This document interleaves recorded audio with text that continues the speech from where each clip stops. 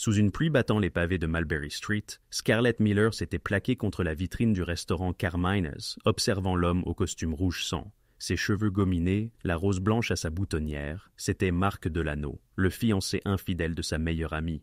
En face de lui, une femme blonde riait à gorge déployée, ses diamants étincelants. Impulsive, Scarlett traversa le seuil de Carmine, dépassant une imposante silhouette de garde. Ses talons claquaient sur le marbre comme des coupes de feu. Nul besoin d'être un habitué pour savoir qu'une femme seule entrant ici était soit une connectée, soit une femme condamnée. Droit vers leur table, elle lança, la voix chargée de fureur. « Marc Delano, espèce de misérable !» L'homme leva les yeux.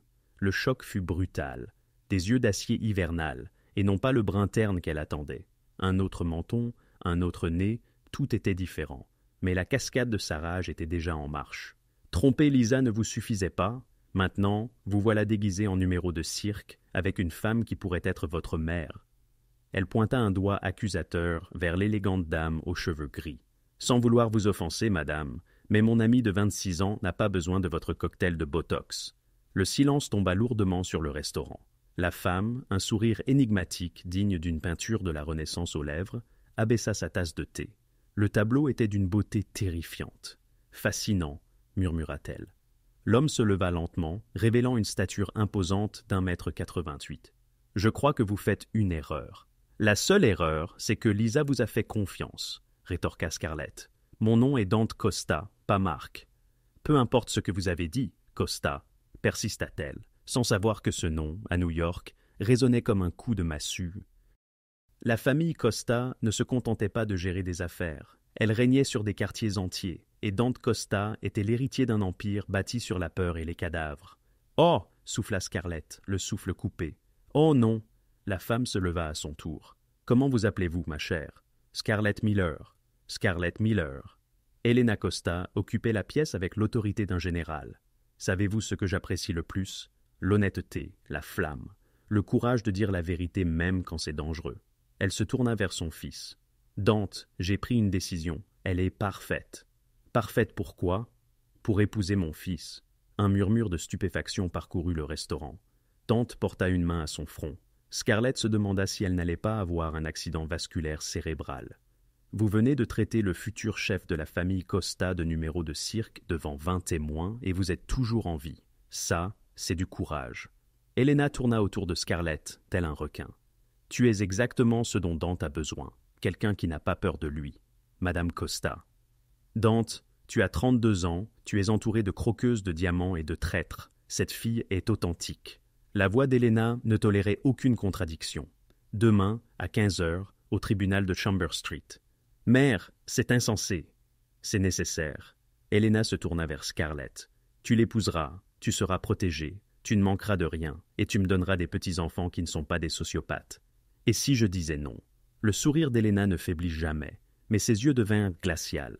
Alors je serais très déçu, et ma chère, personne ne déçoit Helena Costa 2 fois. De l'autre côté du restaurant, le véritable Marc Delano s'éclipsait avec sa blonde. Il avait tout vu. « Si j'accepte, » articula soudain Scarlett, « je veux quelque chose. » Elle pointa Marc du doigt. « Cet homme, là, il a menti à ma meilleure amie. Je veux qu'il paie. » Dante suivit son regard. « Marc Delano travaille pour la famille Santoro. »« Plus maintenant, » dit Helena en claquant des doigts. 2 hommes bloquèrent la sortie de Marc. Après ce soir, M. Delano se retrouvera au chômage et sans emploi. Ses dettes seront réclamées, sa protection révoquée. Scarlett observa le visage de Marc devenir livide. « Marché conclu. » Helena tendit la main. « Votre loyauté et votre mariage en échange de notre protection et de la ruine de Marc Delano. » Scarlett regarda la main tendue, puis Dante, qui observait la scène avec résignation et curiosité. « Marché conclu, » répéta-t-elle.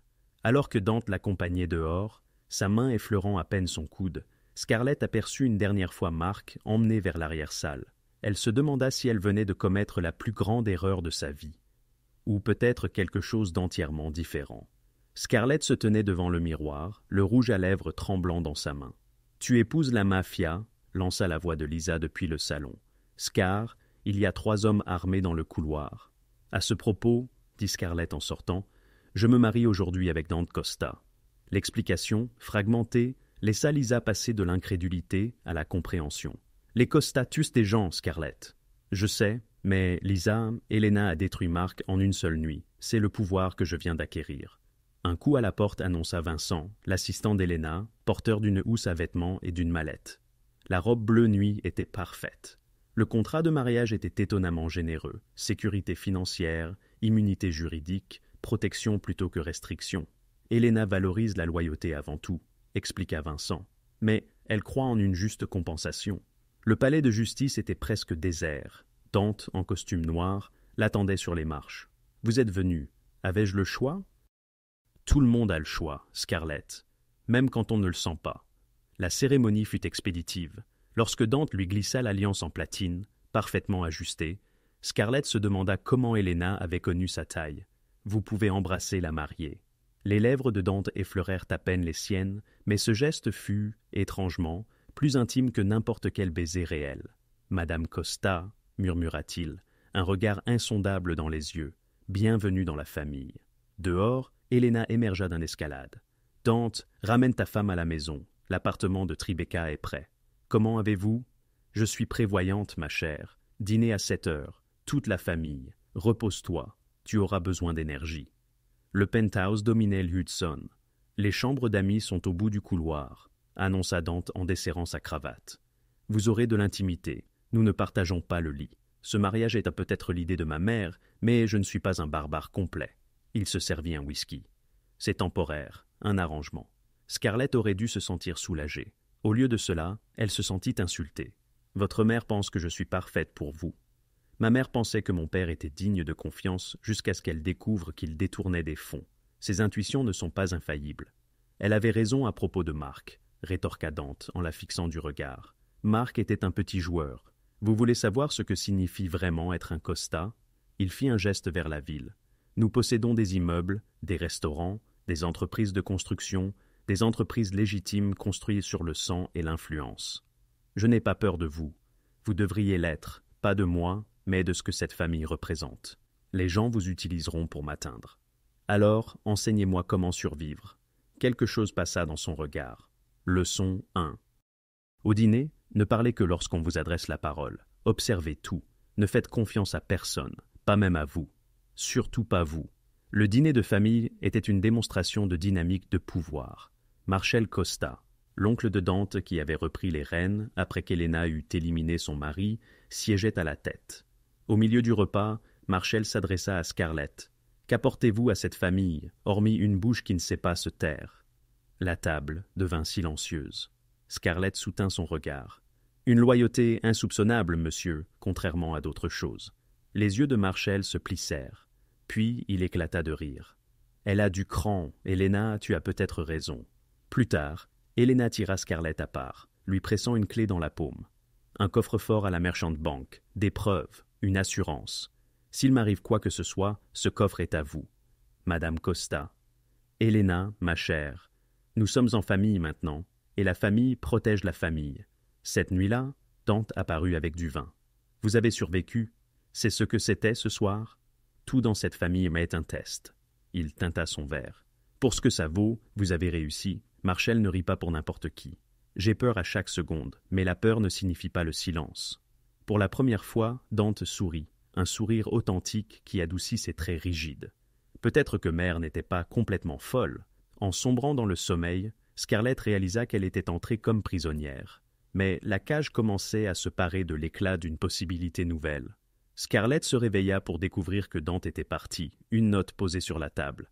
Réunion en ville, chauffeur disponible si besoin. Elle appela Elena. « J'ai besoin de comprendre ce dans quoi je me suis mariée. » « Enfin, les bonnes questions, Metropolitan Club, dans 1 heure. » Elena fit glisser un dossier en cuir sur la table. 3 générations de cultivation attentive.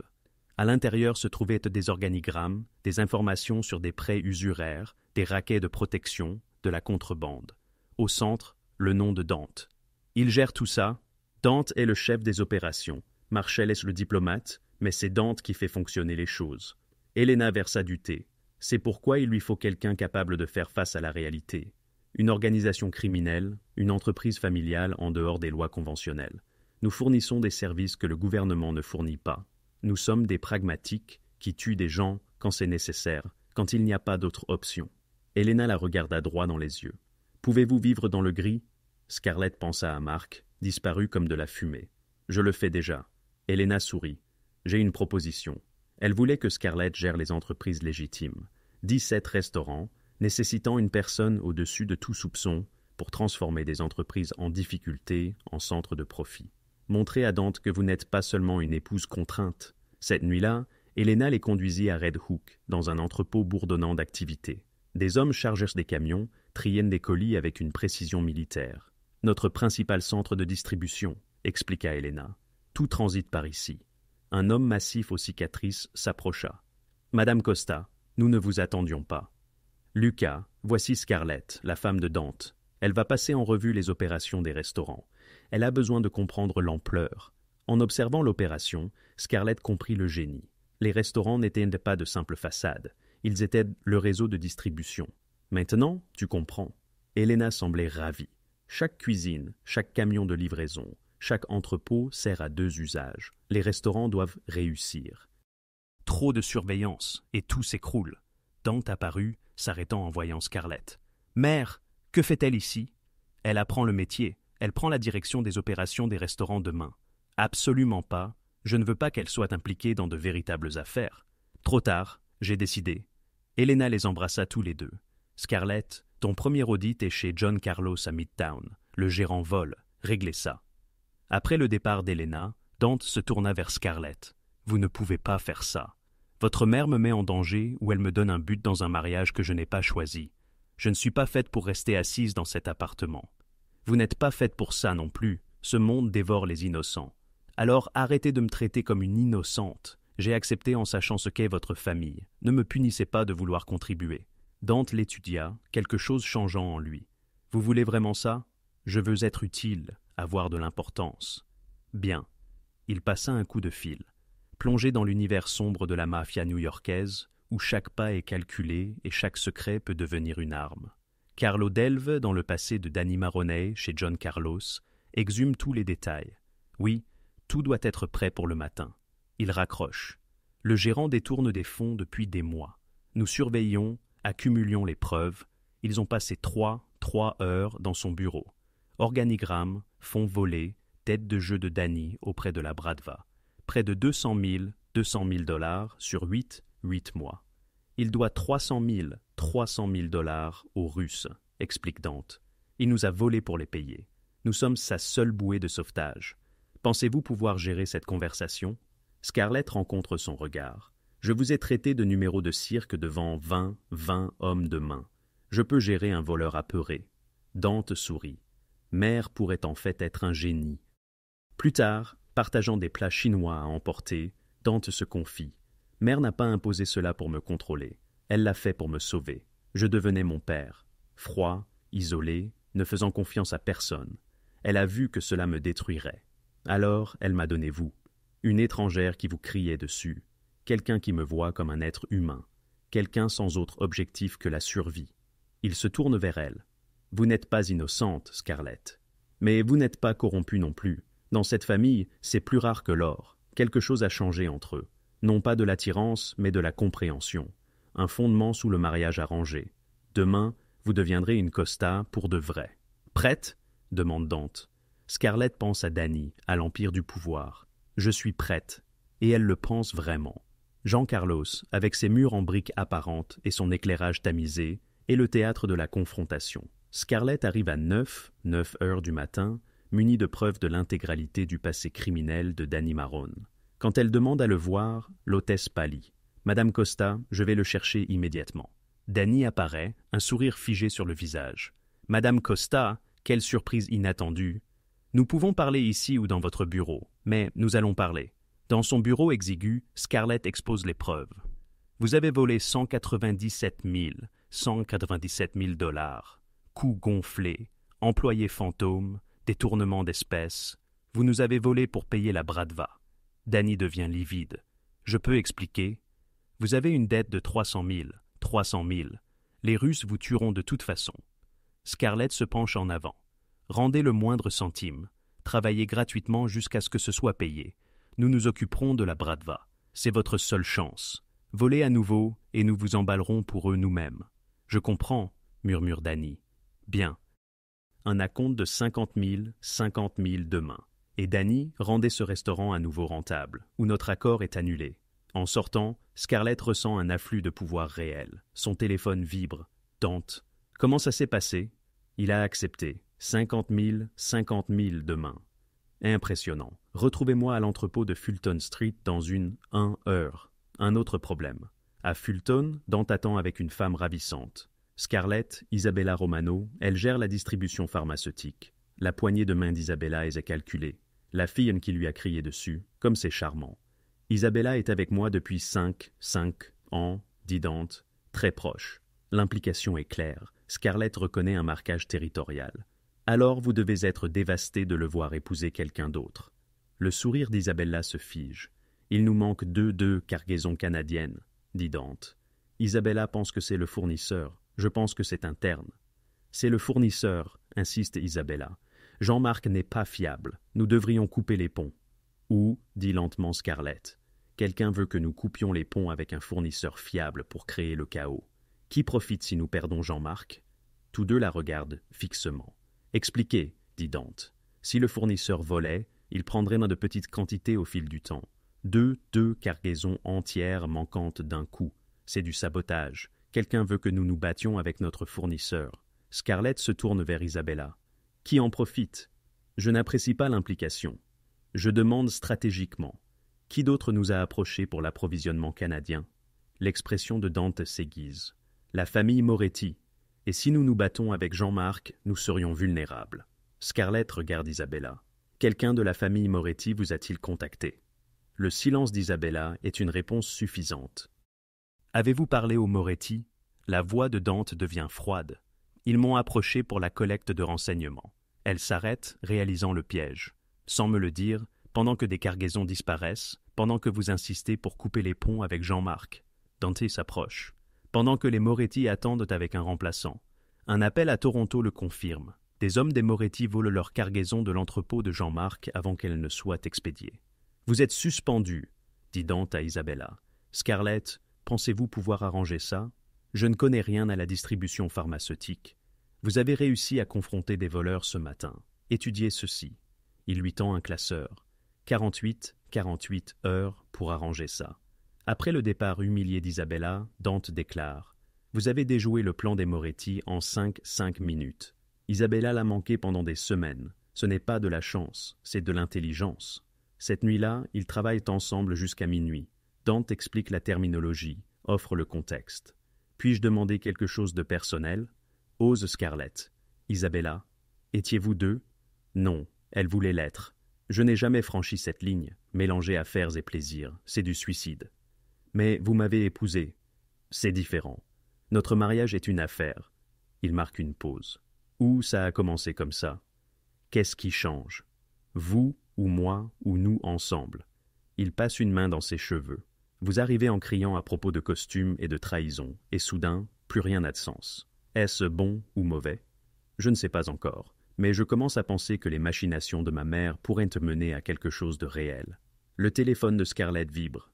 Numéro inconnu. Vous vous faites des ennemis rapidement, Madame Costa. Surveillez vos arrières. Dante le transfère sur son propre téléphone. Isabella ou les Moretti ou quelqu'un d'autre. C'est la vie maintenant. Je sais, vous pouvez toujours partir, annuler le mariage, prendre un paiement. Pourrais-je, vraiment? Je sais trop de choses maintenant. Le silence de Dante le confirme. Alors, autant réussir. Si je suis coincé ici, je vais en être la propriétaire. Vous êtes vraiment intrépide. Je suis terrifiée, mais j'en ai assez d'être impuissante. Elle rencontre son regard. Apprenez-moi tout. Ils travaillent jusqu'à l'aube, et quelque part durant ces heures, l'espace entre eux passe de celui d'étranger à quelque chose d'autre. Un partenariat. La réunion Jean-Marc est prévue le jeudi dans un restaurant neutre du Queens. Scarlett passe deux jours à mémoriser les chaînes d'approvisionnement pharmaceutique, les routes, les points de levier. Vous n'avez pas à faire cela, dit Dante à leur arrivée. Si je dirige cette opération, il doit me respecter en tant que plus que votre femme. Jean-Marc est mince, les yeux vifs, la cinquantaine.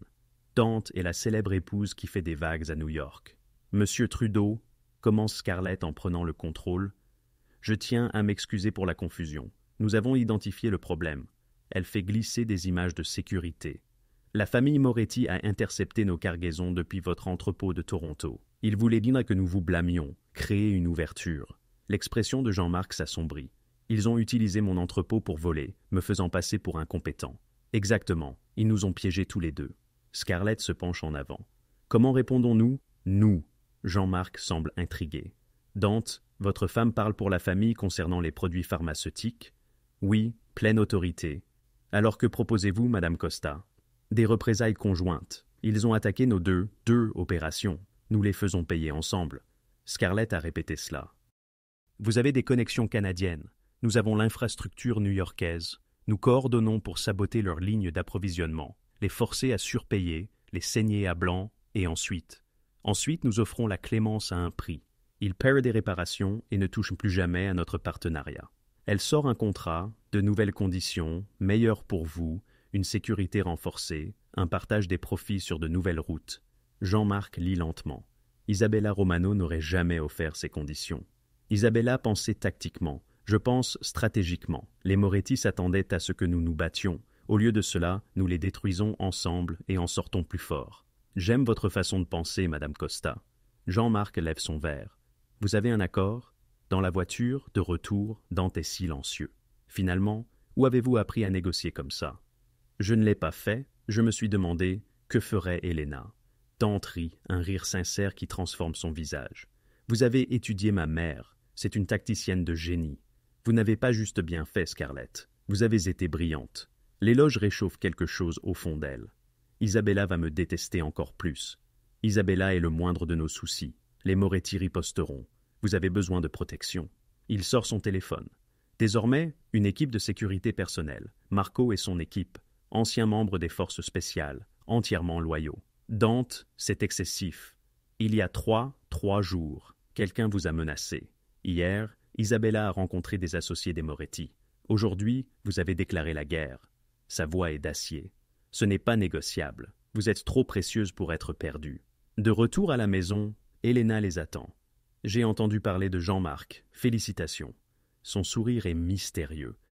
Reprendre l'opération d'Isabella et l'améliorer en 72 heures, il est très impressionné. Il a dit que vous lui rappeliez moi. C'est un compliment? Le plus élevé. Helena se tourne vers Dante.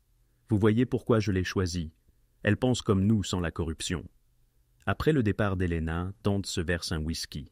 Ma mère me terrifie parfois. Juste parfois, elle joue aux échecs avec la vie des gens, nous déplace comme des pièces. Il fait tourbillonner son verre. Avant, je le ressentais. Maintenant, je me demande si elle voit des choses que nous sommes trop proches pour remarquer. Comme quoi? Comme cet arrangement. Il semble moins forcé chaque jour. Tante, je ne dis pas que je suis amoureuse. Nous nous connaissons à peine. Il se rapproche. Mais je veux vous connaître. Vraiment vous connaître comme quelque chose de plus. C'est dangereux. Tout est dangereux. Sa main caresse son visage. Au moins, ce danger en vaut la peine. Quand il l'embrasse, ce n'est pas comme au tribunal. C'est une véritable ardeur et promesse et possibilité. Ils se séparent, le souffle court. Nous devrions y aller doucement, murmure Scarlett. D'accord, mais Scarlett, j'en ai assez de faire semblant que ce n'est que du business. Ils parlent jusqu'à 3 heures du matin. Une vraie conversation. Enfance, peur, rêve. Scarlett apprend que Dante voulait être architecte avant que le devoir ne prenne le dessus. Dante apprend que Scarlett prévoyait de voyager à travers le monde avant que les dettes n'interviennent. Nous pourrions encore faire ces choses, dit Dante. Après avoir stabilisé les opérations, après les Moretti, peut-être que nous ferons un voyage. Cela semble agréable, normal même. Nous ne serons jamais normaux, mais peut-être que nous pourrons construire notre propre version. Le mardi arrive vite. La cargaison des Moretti frappe Newark.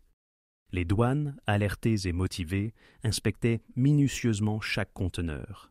Les documents incohérents, les licences non conformes et les provenances douteuses plongèrent les Moretti dans un véritable enfer bureaucratique qui durerait des semaines. Cette nuit-là, un nouveau message apparut sur son écran. « Habile coup, Madame Costa, mais vous jouez un jeu que vous ne saisissez pas. Retirez-vous tant qu'il est encore temps. » Dante fit un appel. Le numéro, issu d'un téléphone jetable, était intraçable, mais les Moretti étaient des suspects évidents. Ou peut-être était-ce quelqu'un cherchant à les faire croire coupables. Creusez davantage, insista-t-il. On devient paranoïaque dans ce milieu. C'est ça, la survie. Dante la serra contre lui. Quoi qu'il arrive, nous l'affronterons ensemble. Pour la première fois, Scarlett crut que c'était réellement possible. L'appel sonna à 4 heures du matin. Dante saisit son téléphone. « Quoi? Quand? J'arrive. » Il s'habilla en un éclair, saisit son arme dans le coffre. L'entrepôt de Red Hook a été incendié. Reste ici, Marco est dehors. Mais Scarlett ne pouvait rester inactive. Elle se faufila derrière Marco et monta dans une voiture en attente.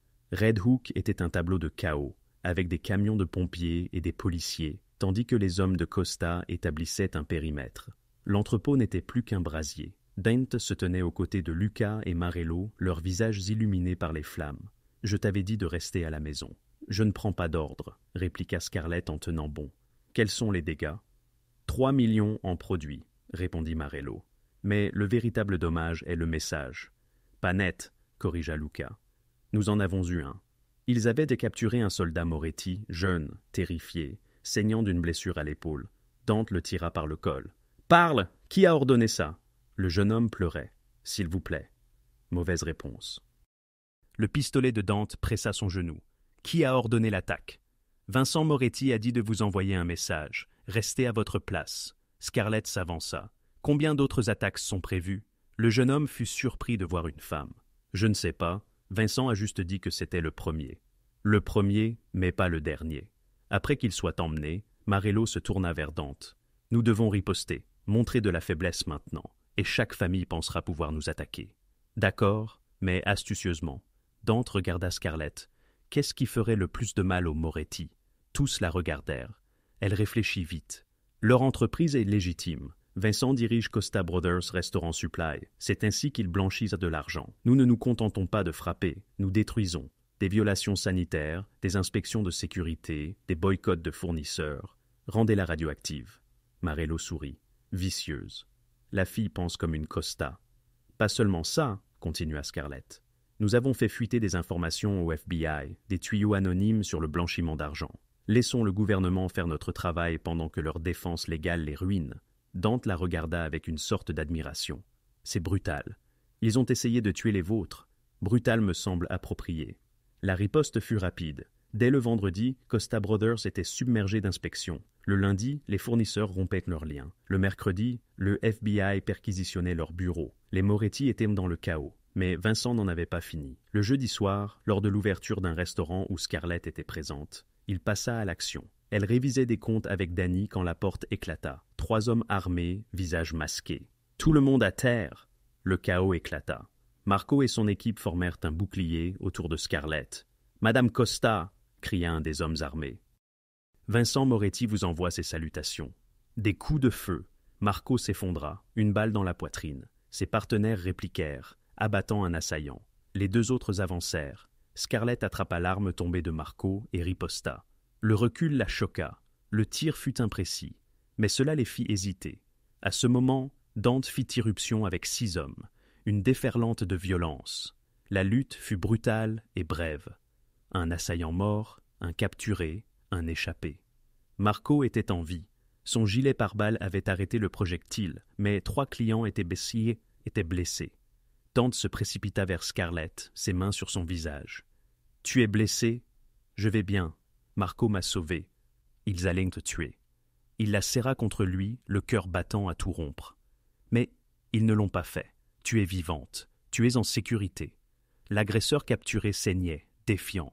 Dante s'accroupit à côté de lui. « Tu vas me dire tout, l'emplacement de Vincent, ses plans, ses faiblesses, avant que je ne perde patience. »« Va en enfer, Costa. » Dante regarda Lucas. « Fais-le parler, je me fiche de la manière. » Tandis que l'homme était traîné, Marello évalua les dégâts. « Ça dégénère. Vincent le prend personnellement. »« Parce que c'est personnel, » dit Scarlett. « Il n'attaque pas les affaires. Il attaque la réputation de ta famille. Il veut te faire peur. »« Alors, il réussit, » dit Dante. « Scarlett, tu ne peux pas être en public, c'est trop dangereux.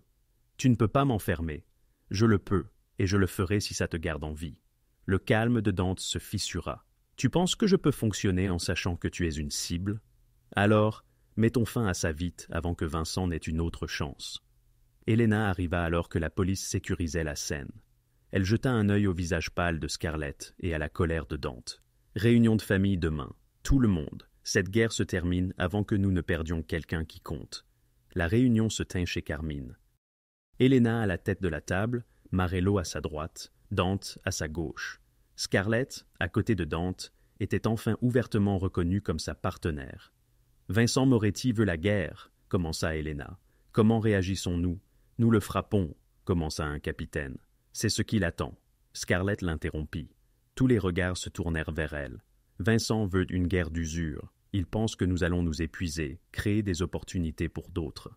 Nous devons être plus intelligents. »« La fille a raison, » dit Marello. Scarlett se leva. La faiblesse de Vincent est la fierté. Il est émotionnel, pas stratégique. Nous lui faisons une offre qu'il ne peut pas refuser. Quand il la refusera quand même, tout le monde le verra comme l'agresseur déraisonnable. « Quelle offre ?» demanda Helena. « La paix, publique, formelle, généreuse. Nous offrons une compensation pour Newark, même si ces gens ont volé en premier. Nous le faisons devant la commission avec des témoins de chaque famille. » Scarlett fit les 100 pas. Soit il accepte et nous avons la paix, soit il refuse et chaque famille voit qu'il prolonge une violence mauvaise pour les affaires. Dante comprit. Et quand il refuse, la commission nous autorise à mettre fin à la menace avec leur bénédiction. Scarlett sourit froidement. Nous le détruisons avec la permission du monde souterrain. Marello rit. Helena, ta belle-fille, est un génie. Cette nuit-là, seule, Dante serra Scarlett contre lui. Tu aurais pu mourir aujourd'hui, mais je ne suis pas morte. Quand j'ai eu l'appel, quand j'ai pensé que tu pouvais l'être. Il lutta. Je n'ai jamais été aussi terrifié. Elle lui prit le visage entre ses mains.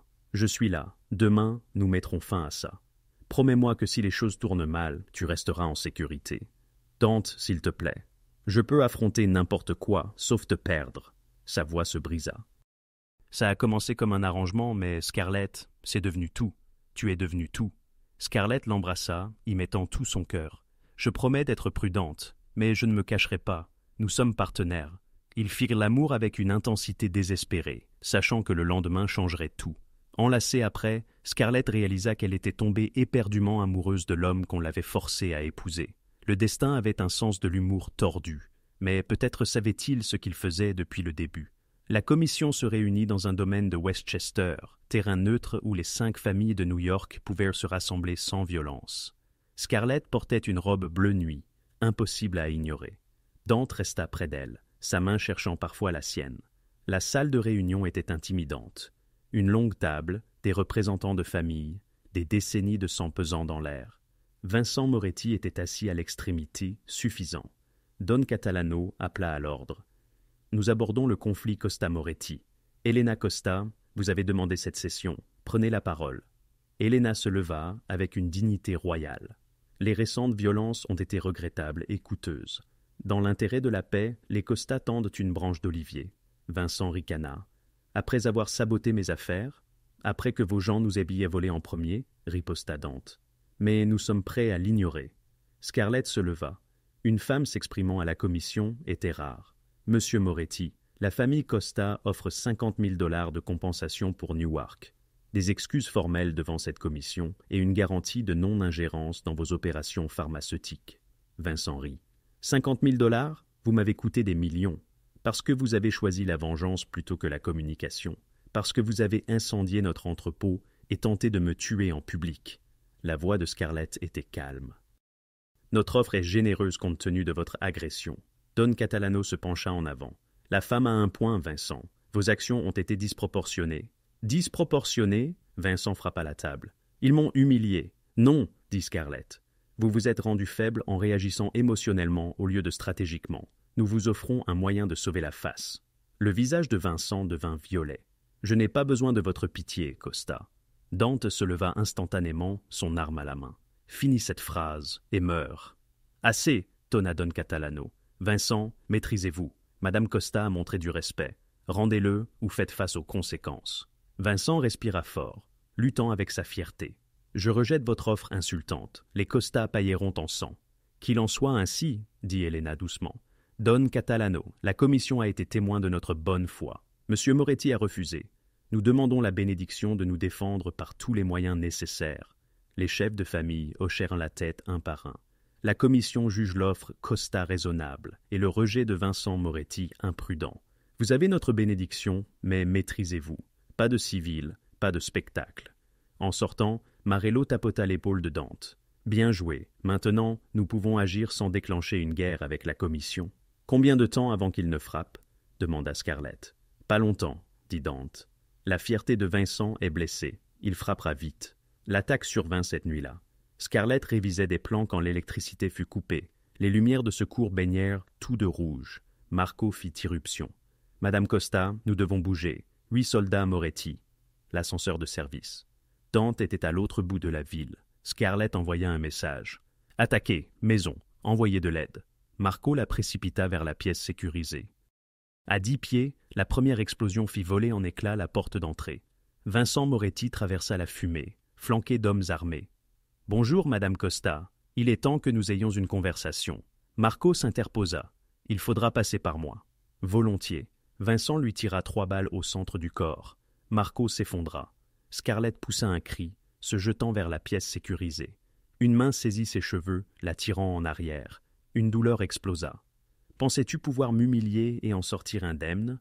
Vincent la traîna brutalement vers le canapé, me faisant passer pour déraisonnable. « Je vais faire regarder à Dante pendant que je lacérerai sa précieuse épouse. » Il lui saisit le bras. Scarlett s'effondra, son corps inerte. Profitant de son déséquilibre, elle lui assena un coup de coude dans la gorge. Vincent chancela. Scarlett s'enfuit, mais son homme la rattrapa, la plaquant violemment contre le mur. Des étoiles explosèrent devant ses yeux. Le patron la veut vivante, mais il n'a pas dit indemne. Le coup de poing lui cassa les côtes. Une douleur fulgurante la submergea, lui coupant le souffle. Puis, un autre frappa son visage. Elle sentit le goût du sang. À travers le brouillard, elle entendit des coups de feu. L'homme qui la retenait la relâcha subitement, une tache de sang s'élargissant sur sa poitrine. Puis, il s'effondra. Derrière lui se tenait Dante, ses pistolets fumants, le visage empreint d'une fureur pure. Scarlett. Il la rattrapa juste avant qu'elle ne s'écroule. L'appartement se transforma en zone de guerre. Les renforts de Dante affrontèrent les hommes de Vincent, mais Vincent battait déjà en retraite vers l'ascenseur de service. « Reste ici !» ordonna Dante. Mais Scarlett se força à se relever, le suivant vers l'escalier de service. 3 étages plus bas, elle les trouva. Dante et Vincent se livraient un combat acharné, tous deux ensanglantés, épuisés. Pas de pistolet, pas de couteau, seulement des poings et de la rage. « Tu as détruit tout ce que j'avais construit !» hurla Vincent. « Tu t'es mis dans cette situation toi-même, tu nous as volés, tu nous as attaqués, tu as essayé de tuer ma femme. »« Ta femme ?» Vincent rit d'un rire sanglant. « Ce mariage arrangé. Tout le monde sait qu'Elena t'a forcé. Tu ne l'aimes pas. » Le coup de poing suivant de Dante eut une conviction absolue. « Je l'aime plus que tout au monde, et tu as commis l'erreur d'essayer de me l'enlever. » Vincent s'écroula, inconscient. Dante se tint au-dessus de lui, la poitrine haletante, couvert de sang. Puis il aperçut Scarlett. « Tu étais censé... » Il s'interrompit, voyant ses blessures, les contusions, le sang de sa lèvre fendue. Quelque chose se brisa dans ses yeux. « Il t'a fait du mal !»« Je vais bien. »« Non, tu ne vas pas bien, et c'est ma faute. Je t'ai entraîné là-dedans. » Scarlett vint à lui, prenant son visage entre ses mains. « Ce n'est pas ta faute. C'est le choix de Vincent, sa méchanceté. Nous mettons fin à ça ensemble. » Des sirènes hurlèrent. Lucas apparut avec son équipe, traînant le corps de Vincent. « Le Pentouse est sécurisé, » rapporta Lucas. « Marco est vivant. Le gilet a arrêté 2 balles, mais nous avons perdu 3 hommes. Madame Costa, 3 personnes sont mortes parce que Vincent n'a pas pu ravaler sa fierté. Leurs familles recevront des pensions complètes, des fonds pour l'université, tout ce dont elles auront besoin, » déclara Dante. Le jugement de la commission fut rapide. Vincent Moretti fut déchu de sa position, ses biens saisis, et banni de New York pour toujours. Sa famille, ceux qui n'avaient ni pas soutenu sa folie, furent absorbés par d'autres organisations ou contraints de partir. C'était fini. Mais Scarlett ne ressentait aucune victoire. Une semaine plus tard, dans l'appartement rénové, en regardant l'endroit où elle avait failli mourir. « Nous pouvons déménager, » dit Dante tranquillement. « Un nouvel endroit, recommencer à zéro. »« Non, je ne veux pas ça. Je veux me sentir à nouveau en sécurité chez nous, dans cette vie. Scarlett, je ne peux pas promettre. Je sais ce qu'est cette vie. Je l'ai vécue, j'ai saigné pour elle. Je choisis de rester, je nous choisis. Mais j'ai besoin d'honnêteté sur quelque chose. N'importe quoi. Ce que tu as dit à Vincent à propos de m'aimer, était-ce juste pour lui faire du mal? C'était la vérité. Ses bras se resserrèrent autour d'elle. Quelque part entre toi qui me criais dessus chez Carmine et le fait de planifier à la commission, je suis tombé complètement amoureux. Le mariage a peut-être été arrangé, mais ça, c'est réel, c'est tout. Scarlett l'embrassa, douce et déterminée. Je t'aime aussi, je ne vais nulle part. Cette nuit-là, ils déménagèrent ses affaires dans la chambre principale. Plus de comédie. Ils étaient vraiment mariés maintenant, dans tous les sens du terme. Et quelque part à Manhattan, Helena Costa sourit, sachant que son plus grand pari avait rapporté plus qu'elle ne l'avait anticipé. 3 mois après la guerre de Vincent Moretti, Scarlett se réveilla en ayant la nausée pour le 5e matin consécutif. Elle atteignit la salle de bain juste à temps. Dante apparut. « C'est la 3e fois cette semaine. J'appelle le médecin. Je vais bien. Tu gères une opération pharmaceutique sans transpirer, et tu penses que ça n'est pas du stress ?» Il sortit son téléphone. « Le docteur Rousseau te voit aujourd'hui. » 2 heures plus tard, le docteur Rousseau annonça la nouvelle. « D'après les symptômes et la prise de sang, vous êtes enceinte. Environ 8 semaines. » Le monde bascula. « Enceinte ? Félicitations.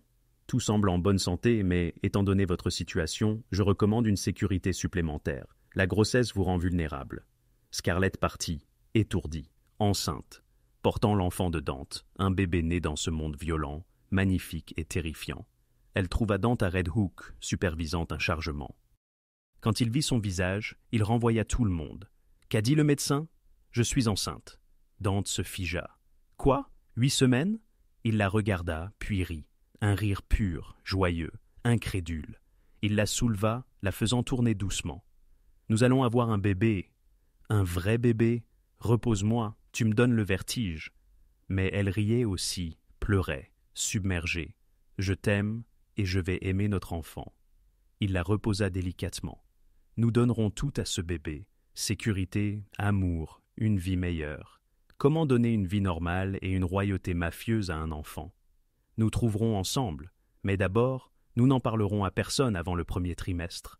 Ce sera notre secret. » Ils gardèrent le secret pendant 3 semaines. Mais Helena ne se laissait pas facilement tromper. Elle coinça Scarlett lors d'une inauguration de restaurant. « Combien de temps en êtes-vous ? » ?»« Je ne sais pas de quoi. J'ai eu 3 enfants et plus de fausses couches que je ne peux compter. Je connais les signes. Combien de temps ? 11 semaines, avoua Scarlett. Nous allions le dire à tout le monde après le 1er trimestre. Intelligent, ce monde n'est pas tendre avec les femmes enceintes. Helena s'assit. « Mais vous portez l'avenir de cette famille, mon petit enfant. Je vais vous protéger de tout ce que j'ai. » Madame Costa. « Helena, nous sommes au-delà des formalités. » Elle sortit son téléphone.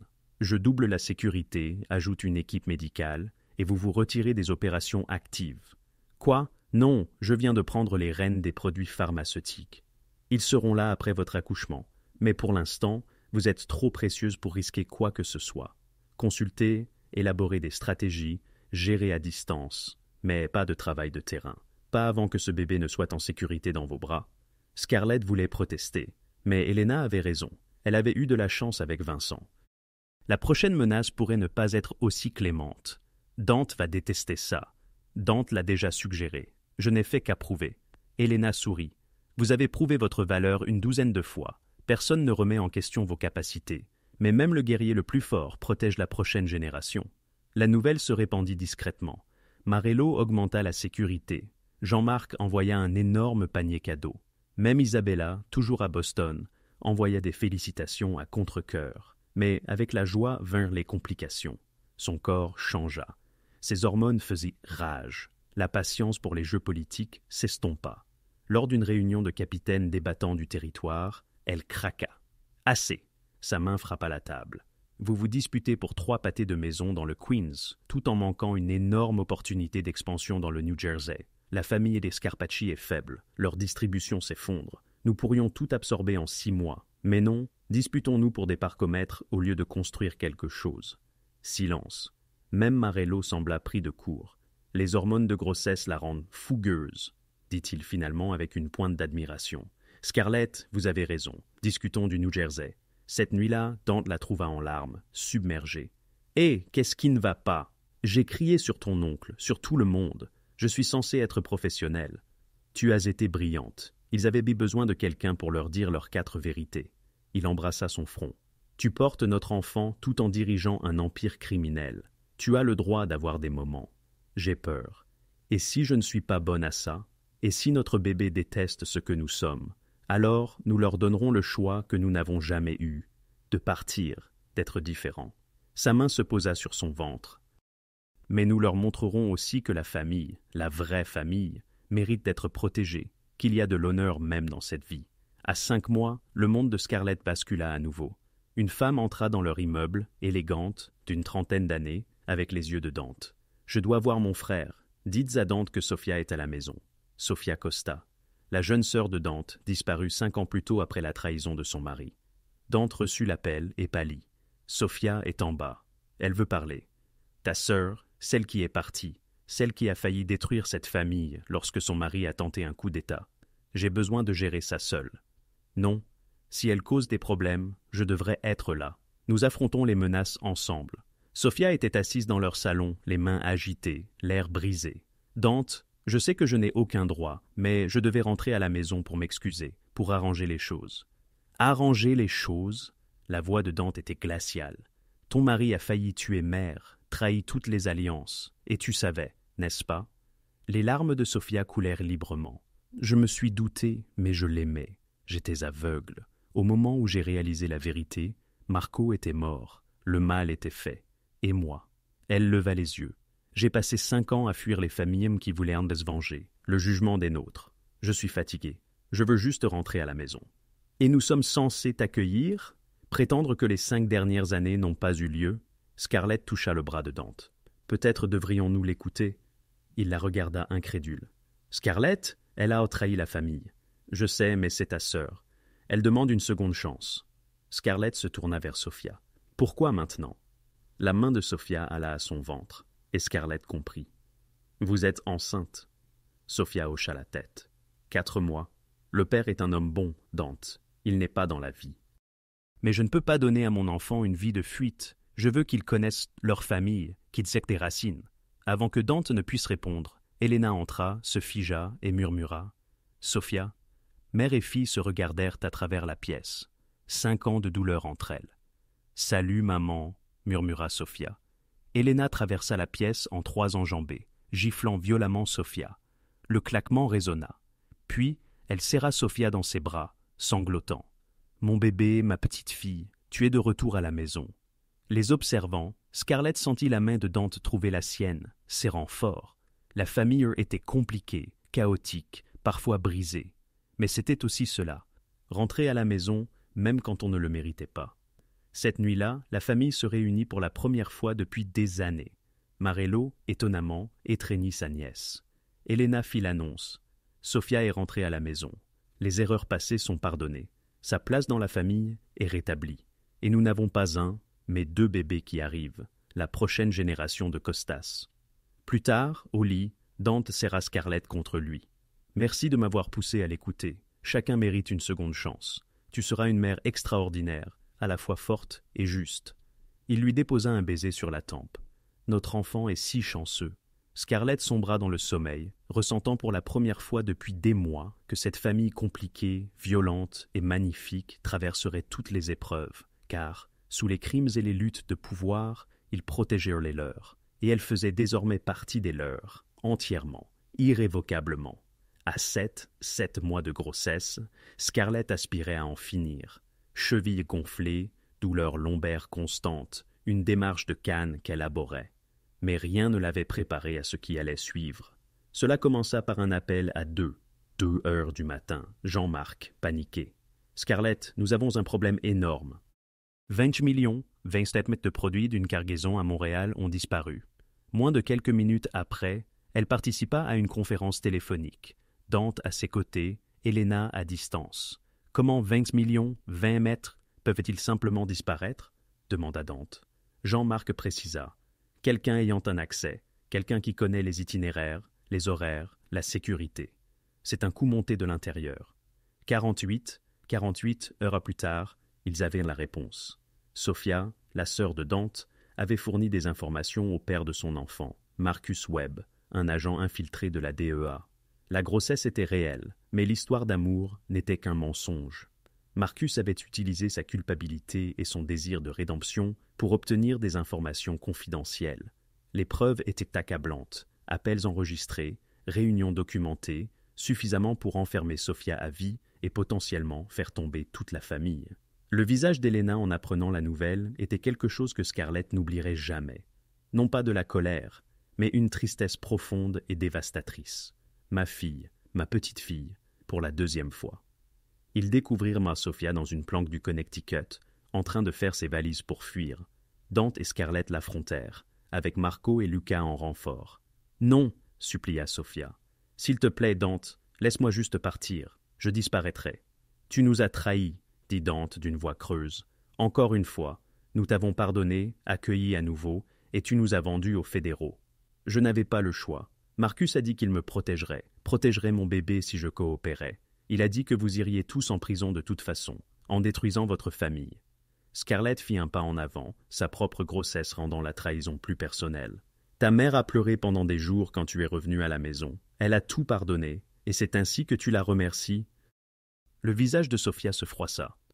Marcus a dit que personne ne serait blessé, juste des informations, juste assez pour fermer l'entreprise pharmaceutique. « Il a menti, » dit Dante d'un ton sec. « Les agents de la DEA mentent, Sofia. C'est leur métier, et tu as été assez stupide pour le croire.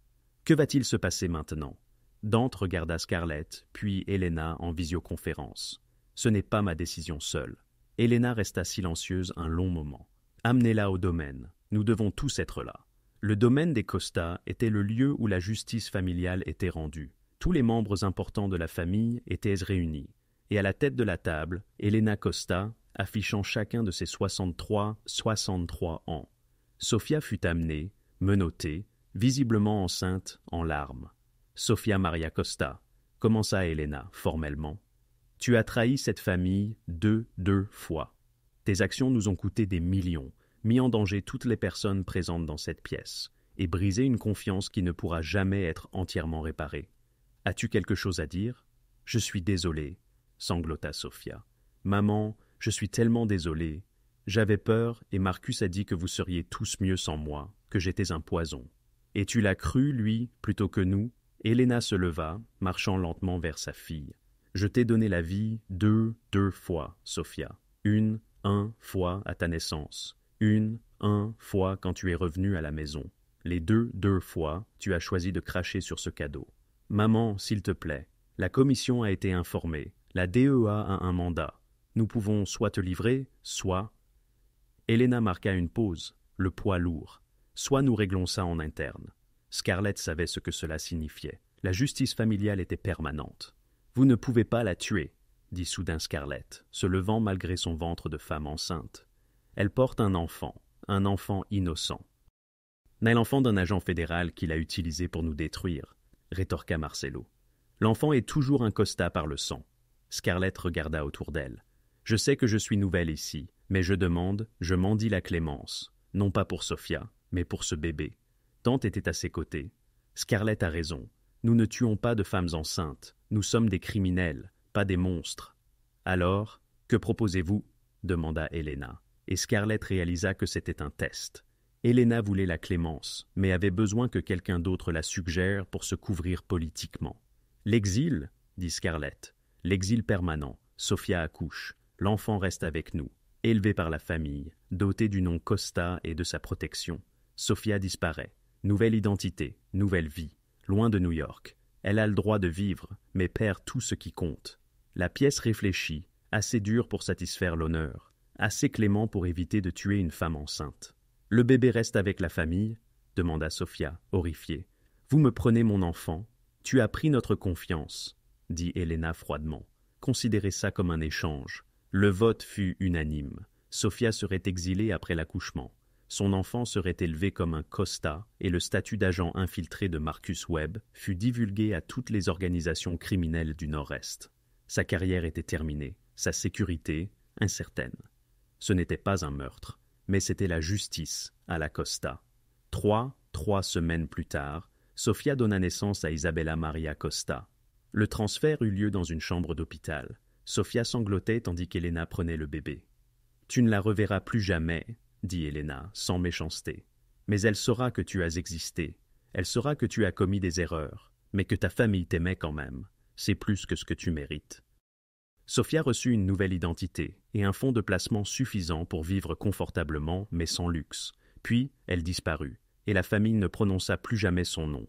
Scarlett tenait le bébé Isabella cette nuit-là, sentant son propre bébé donner des coups de pied. « Voilà ce que nous sommes, nous protégeons les nôtres, même les uns des autres. »« Tu lui as sauvé la vie, » répondit Dante, l'enlaçant toutes les deux. Celle de Sophia et celle d'Isabella, en trouvant une troisième option, en étant miséricordieuse et impitoyable. C'est la vraie justice coûteuse. 2 semaines plus tard, Scarlett entra en travail. 20 heures d'agonie. Dante lui tenait la main. Elena faisait les 100 pas dans le couloir. À 6h47 du matin, Luca Dante Costa vint au monde, hurlant son mécontentement. Il avait les cheveux noirs de son père et l'expression farouche de sa mère, et il était absolument parfait. « Il est magnifique », murmura Dante, les larmes coulant. « Tu es magnifique, mon Dieu Scarlett, regarde ce que nous avons fait. » Elena entra, vit son petit-fils et pleura ouvertement. « Bienvenue au monde, Lucas. Tu feras de grandes choses dans les mois à venir. » Scarlett apprit alors le véritable défi. Concilier famille et empire, amour et devoir. Protéger l'innocence tout en vivant dans les ténèbres. Mais, avec Dante à ses côtés, Elena les guidant et toute la famille se ralliant autour de leur nouveau membre, elle découvrit quelque chose de profond. Ce n'était pas la vie qu'elle avait choisie, mais c'était la vie qu'elle avait construite. Et c'était suffisant. Plus que suffisant. C'était tout. La première, fête d'anniversaire de Lucas, fut célébrée au domaine de Westchester. Scarlett observait son fils trottiner sur la pelouse. Dante le poursuivait, et elle ressentait une satisfaction qu'elle n'aurait jamais imaginée possible. « Il a ton esprit, » dit Elena, intrépide, déterminé, absolument réticent à suivre les règles. « Il a un an, il ne sait pas qu'il y a des règles. » Elena sourit. « Oh, il sait, il s'en moque simplement, comme quelqu'un qui a crié sur mon fils dans un restaurant. » Scarlett rit, se souvenant qu'il y a 3 ans, elle luttait, croulait sous les dettes, assez désespérée pour confronter un homme qu'elle croyait être le petit ami infidèle de son ami. Cette erreur avait tout changé. « Regrettes-tu parfois de m'avoir forcé à épouser Dante ?»« Forcé ?» Elena haussa un sourcil. « J'ai créé une opportunité. Ce que vous en avez fait tous les deux était votre propre choix. Tu m'as menacé de me poursuivre en justice. J'étais dramatique. L'important, c'est que ça a marché. » Elena redevint sérieuse. « Scarlett, quand je t'ai vue ce jour-là, féroce, protectrice, prête à faire une scène pour quelqu'un que tu aimais, j'ai vu exactement ce dont Dante avait besoin. Quelqu'un qui ne pouvait pas être intimidé, acheté ou brisé. Quelqu'un qui le forcerait à être humain au lieu d'être un simple héritier. » De l'autre côté de la pelouse, Dante présentait Lucas à Marcello, qui tenait le bébé avec une douceur surprenante. Le vieil homme s'était adouci depuis la naissance de Lucas, comme si cette nouvelle génération lui rappelait ce qu'il protégeait réellement. Le téléphone de Scarlett vibra. Danny Maroney et Giancarlos viennent de battre un record de recettes. Merci pour la seconde chance. Elle sourit. L'Empire Costa avait changé sous son influence.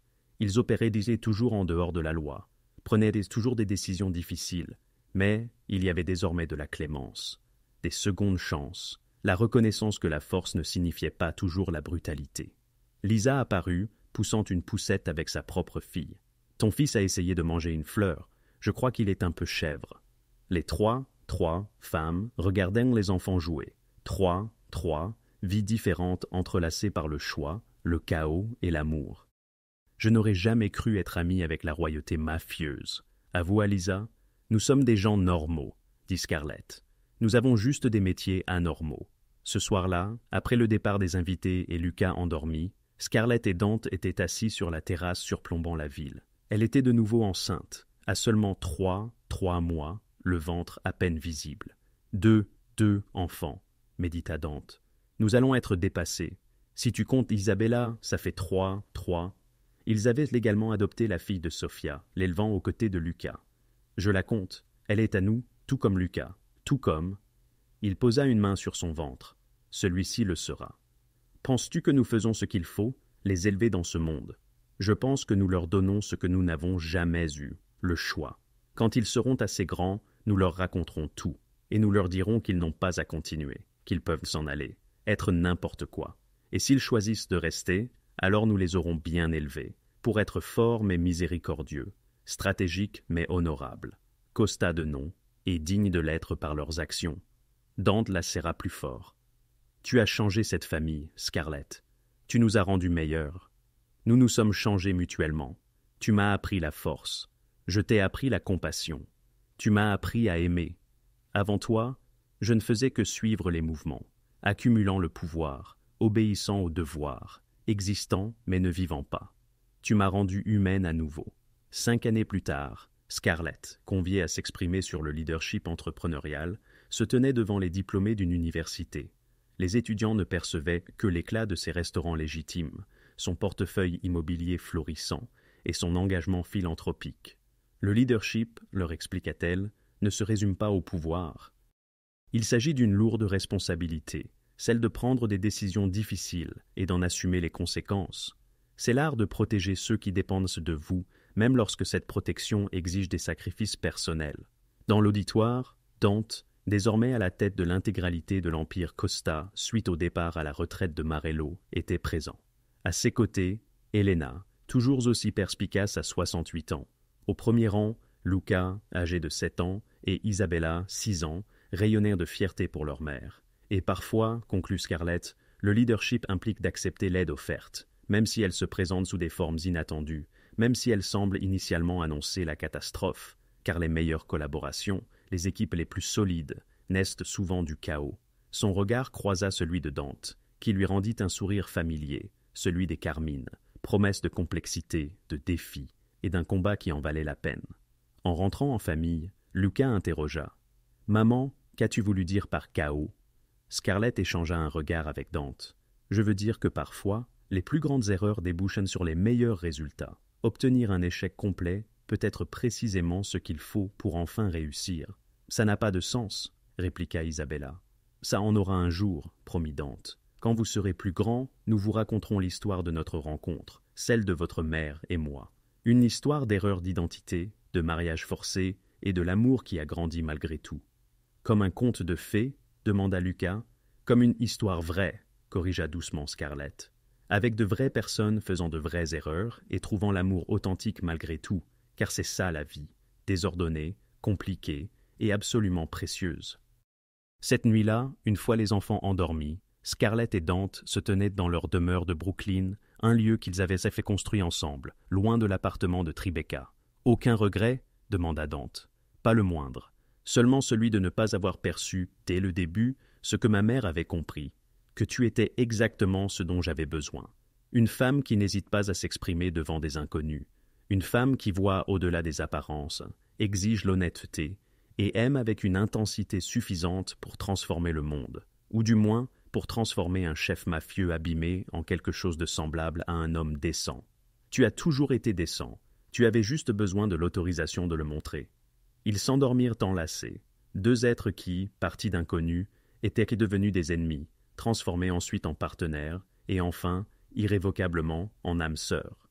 Quelque part à Manhattan, Elena Costa contempla la photo encadrée du second mariage de Dante et Scarlett, le véritable, né d'un amour sincère plutôt que d'une manipulation. « Je savais », murmura-t-elle à la pièce vide.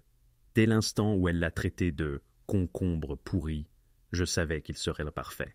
Elle leva son verre de vin en direction de la photo, de l'empire, de l'avenir et des mariages arrangés. Puisse-t-il toujours finir aussi bien?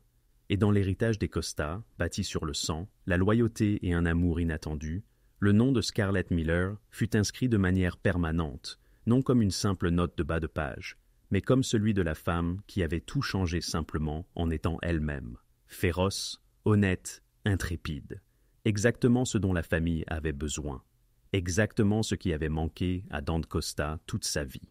Votre soutien est notre moteur et nous permet de vous offrir encore plus de récits captivants, à l'image de celui-ci.